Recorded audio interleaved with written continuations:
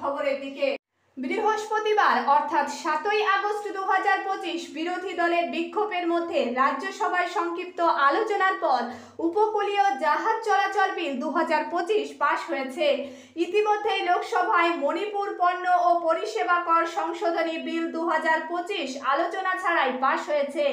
যদিও বিরোধী সদস্যরা বিহারের নিবিড় সংশোধনী SIR অনুশীলনের ওপর আলোচনার দাবিতে সংসদে তীব্র প্রতিবাদ অব্যাহত রেখেছেন। উভয় কক্ষের অধিবেশন 8ই আগস্ট 2025 তারিখ সকাল 11টা পর্যন্ত মুলতবি রয়েছে।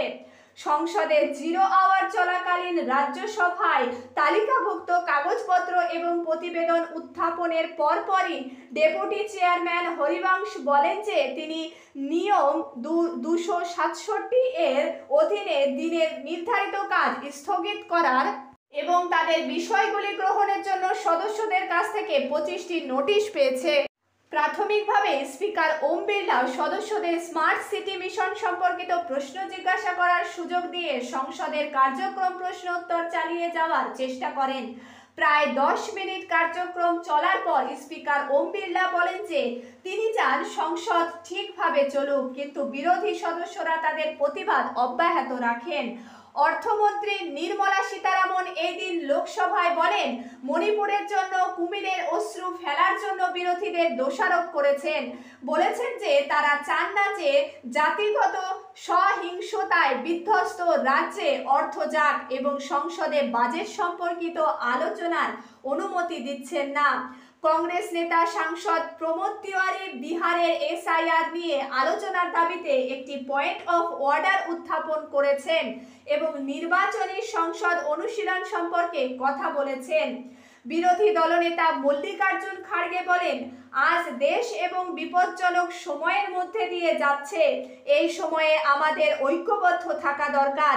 আমাদের বিষয়টি নিয়ে আলোচনা করা দরকার যাতে আমরা একটি দল হিসেবে দেশের জন্য একসাথে কাজ করতে পারি।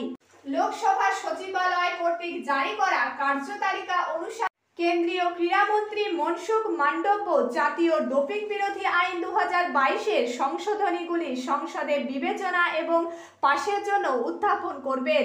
তিনি জাতীয় ক্রীড়া শাসন বিলের লক্ষ্য নির্ধারণ করে বলেন, ক্রীড়ার লক্ষ্য হল উন্নয়ন ও প্রচার, ক্রীড়াবিদদের জন্য কল্যাণমূলক ব্যবস্থা, সুশাসনের মৌলিক সার্বজনীন নীতির ওপর ভিত্তি করে নীতিগত অনুশীলন, অলিম্পিক এবং ক্রীড়া আন্দোলনের নীতিশাস্ত্র এবং ন্যায্য খেলা, অলিম্পিক সনদ অনুশীলন এবং প্রতিষ্ঠিত আইনি মানদণ্ডের ব্যবস্থা করা এবং ক্রীড়া অভিযোগ এবং ক্রীড়া বিরোধী সমাধানের ব্যবস্থা করা, যাতে একটি ঐক্যবদ্ধ, ন্যায়সঙ্গত এবং কার্যকর পদ্ধতিতে করা যায় এবং এর সাথে সম্পর্কিত বা আনুষঙ্গিক বিষয়গুলিও বিবেচনা করা যায়। কেন্দ্রীয় বন্দর জাহাজ চলাচল ও জলপথ মন্ত্রী সর্বানন্দ সোনোয়াল 2025 সালের ভারতীয় বন্দর বিল উত্থাপন করবেন। বিলটির লক্ষ্য হবে প্রধান বন্দর ব্যতীত অন্যান্য বন্দরের কার্যকর ব্যবস্থাপনার জন্য রাজ্য মেরিটাইম বোর্ড প্রতিষ্ঠা এবং বন্দর খাতের কাঠামোগত বৃদ্ধি এবং উন্নয়নের জন্য মেরিটাইম স্টেট ডেভেলপমেন্ট কাউন্সিল প্রতিষ্ঠা করা। বন্দরগুলিতে দূষণ, দুর্যোগ, জরুরি অবস্থা এবং নিরাপত্তা ব্যবস্থা মজবুত করা।